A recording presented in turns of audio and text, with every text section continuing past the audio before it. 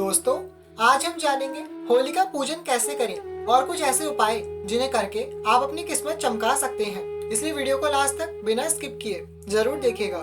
चलिए स्टार्ट करते हैं माता रानी का नाम लेकर। जय माता दी फ्रेंड्स, कैसे हैं आप सब दोस्तों? बताने के लिए कमेंट में जय माता दी जरूर लिखेगा। दोस्तों, आया रंगों का त्योहार। आज हम कुछ चमत्कारिक उपाय करके अपने जीवन में खुशियों के रंग भरेंगे। दोस्तों, त्योहार का दिन है, इसलिए सुबह जल्दी उठें। यहाँ हम बात कर रहे हैं छोटी होली की, यानी जिस दिन होली का दहन होगा उसकी। कहने को फाल्गुन मास की पूर्णिमा छोटी होली है, लेकिन मुख्य जो होली है, होली का जो पर्व है वो इसी दिन को कहते हैं। जो भी हम पूजा उपाय करेंगे वो इसी दिन करेंगे। जो भी लोग पूर्णिमा का व्रत करते हैं वो सुबह नित्य कर्मों से निवृत्त होकर पूजा करके व्रत का संकल्प लें और व्रत करें। पूर्णिमा व्रत की विधि हमने डिटेल में दूसरे वीडियो में समझाई है, आप उसे देख सकते हैं। शाम के समय होली का पूजन के लिए जो सामग्री चाहिए वो लिख लीजिए।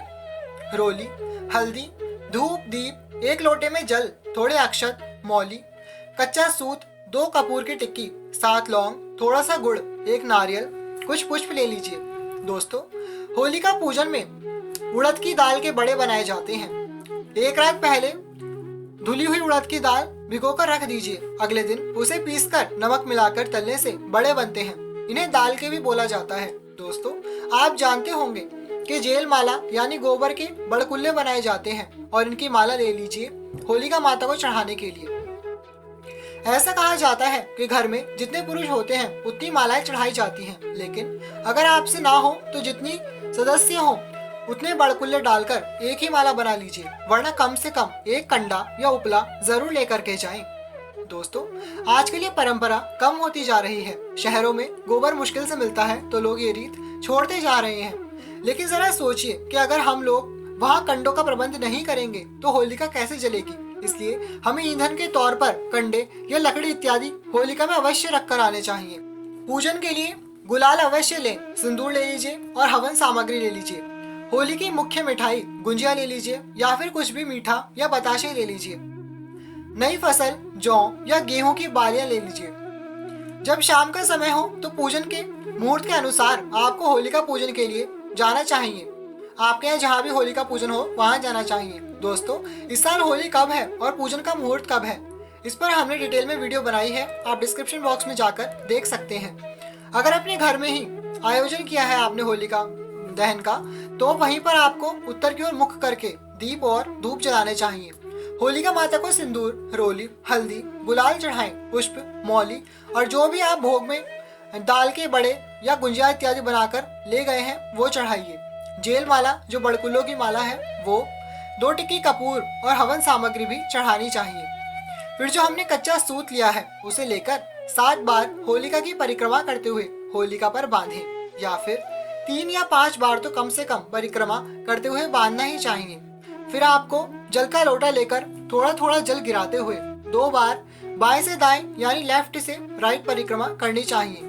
दोस्तों, होलिका हिरण्यकश्यप राक्षस की बहन थी, स्वयं भी एक राक्षसी थी, तो हम होली की पूजा क्यों करते हैं, इसके पीछे ऐसी कथा आती है। दोस्तों, ये कथा कुछ ही ग्रंथों में बताई गई है कि होलिका एक सती साध्वी स्त्री थी। उसे ब्रह्मा जी के वरदान से एक दुशाला प्राप्त थी, जिसे ओढ़कर अगर वो अग्नि में प्रवेश कर जाए तो जलेगी नहीं। होलिका अपने भाई के अत्याचार से बहुत परेशान थी। वो अपने भाई को कई बार समझाने का प्रयत्न कर चुकी, लेकिन वो नहीं माना और पाप पर पाप करता गया। होलिका अपने भतीजे प्रहलाद से बहुत स्नेह करती थी। जब हिरण्यकश्यप प्रहलाद को यातनाएं देता तो होलिका से देखा नहीं चाहता। होलिका ने उसके अत्याचारों से बचने के लिए आत्मदाह करने की ठान ली और उसने एक योजना बनाई। वो अपने भाई हिरण्यकश्यप के पास गई और बोली, भ्राता, आप दुखी ना हो, प्रहलाद को मारने की मेरे पास एक युक्ति है। मैं उसे अग्नि में लेकर प्रवेश कर जाऊंगी, जिससे वो जल जाएगा, लेकिन मैं दुशाला से बच जाऊंगी। हिरण्यकश्यप ने उसके कहे अनुसार फाल्गुन मास की पूर्णिमा को एक चिता तैयार करवाई, जिसमें होलिका प्रहलाद को गोद में बैठाकर बैठ गई। भक्त प्रहलाद श्रीहरि का नाम जपते हुए निर्भय होकर बैठ गए।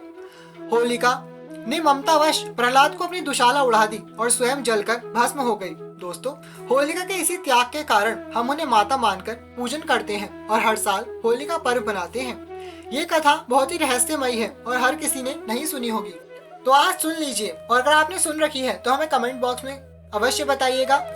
और होलिका माता को बुराई की दृष्टि से देखना बंद कीजिए। पूरी श्रद्धा भक्ति भाव से पूजन करने पर होलिका माता सबकी रक्षा करती हैं। दोस्तों, अगर आपको लगता है कि आपके ऊपर किसी ने कुछ किया धरा है, कोई जादू टोना है, तो आपको एक उपाय बता दें कि जो आपने 7 लौंग ली हैं, उन्हें अपने सिर से पैर तक 7 बार उल्टी दिशा में वार कर, यानी एंटी क्लॉकवाइज घड़ी की उल्टी दिशा में फेर कर जलती होली में डाल देना चाहिए। इससे आपको तुरंत राहत दिखाई देगी।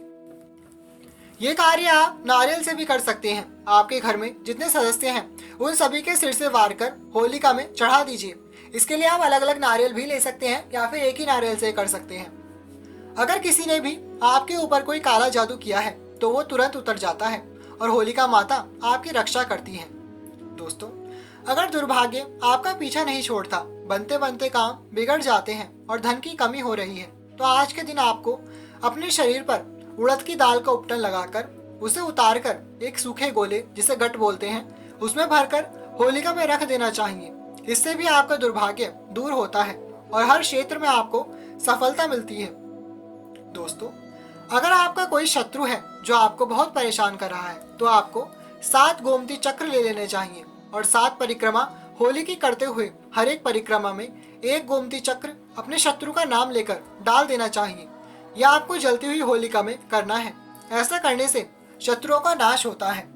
दोस्तों, इस होली पर एक काम अवश्य कीजिएगा कि अगर आप हमारे चैनल पर पहली बार आए हैं तो माता रानी के इस प्यारे से परिवार का हिस्सा जरूर बने। नीचे जो लाल रंग का सब्सक्राइब का बटन है उस पर क्लिक कीजिए और साइड में जो घंटी है उस पर भी जय माता दी बोलकर बजा दीजिएगा और बन गए आप भी हमारे सदस्य। और ये एकदम निशुल्क है, तो प्लीज दोस्तों जरूर सब्सक्राइब कीजिएगा। हम इसी तरह अपने परिवार के लिए व्रत, त्योहार और उपाय लेकर आते रहते हैं। दोस्तों, होली और दिवाली भारत की 2 फसलों के आने का भी त्योहार है। दिवाली पर धान की फसल आती है तो होली पर जौ और गेहूं की फसल।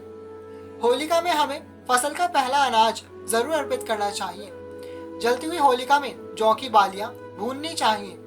गन्ने भुने जाते हैं और प्रसाद स्वरूप उसे ग्रहण करें। इससे हमारे शरीर में नव ऊर्जा, एक सकारात्मक शक्ति का संचार होता है। तो दोस्तों, कर लीजिए ये उपाय और इन वीडियोस को सभी से शेयर कीजिएगा और लाइक किए बिना बिल्कुल भी मत जाइएगा। जल्दी से लाइक कीजिए, सब्सक्राइब कीजिए और हमसे जुड़े रहिएगा। अब मिलेंगे अगली वीडियो में। आप सभी को होली की बहुत बहुत शुभकामनाएं। हमारी माता रानी से यही प्रार्थना है कि इस साल होली पर वो आप सभी के जीवन में खुशियों के रंग भर दें। दोस्तों, तो चलते हैं। तब तक के लिए thank you all, love you all, जय माता दी, हैप्पी होली।